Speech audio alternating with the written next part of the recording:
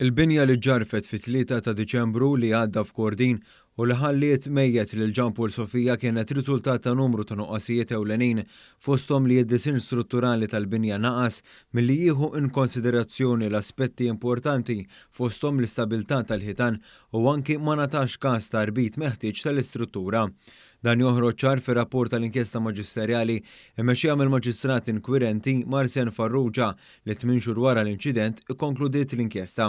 B'kollox il-maġistrat għamlet 16-il seduta fejn f'mument minnhom għal xahar u nofs, jiġifieri ma' 46 jum ma laqqetx seduta waħda fil-proċess tal-maġistratura inkwirenti.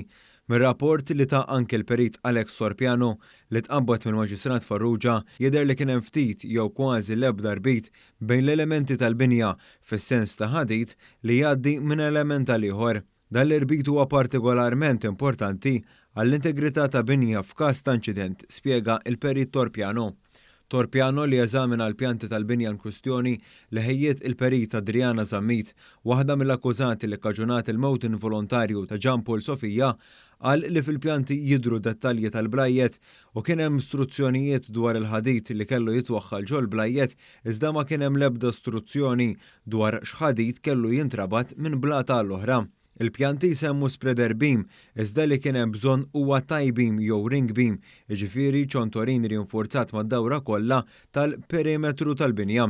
Saħaq Torpiano fl-inkjesta maġisterjali li biha setgħu jitresqu n-nies fil-qorti biex iwieġbu ta' emilhom.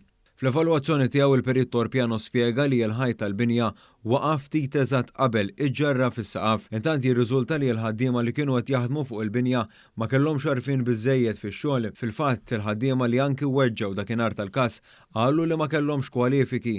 Għajr Luzim Karku, Albanis ta' 20 sena li qal li kien għamel kors ta' taħriġ f'pajjiżu u f'Malta kien għamel kors ta' nofs tanar f'post li lanqas u ċar kienx liċenzjat. Kien hemm ukoll nuqqas ta' kontinwità fix-xogħol fejn daqqa kien hemm ħaddiema u daqq oħrajn u ma kienx jinżamm reġistru ta' min dieħlu ħireġ fuq is-sit ta' kostruzzjoni li jkostitwixxi f'perikli.